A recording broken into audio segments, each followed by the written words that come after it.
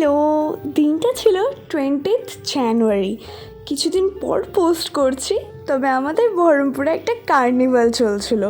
দেখো, সেখানটায় কেয়া শেটের এই স্টলটা ছাড়াও আরও অনেক স্টল এসেছে বাইরেকার। তো এখানটায় শাড়ি, জুয়েলারি সব কিছু পাওয়া যাচ্ছিল, তবে আমার চোখে অ্যাট্রাক্ট করেছে এই স্টলটা।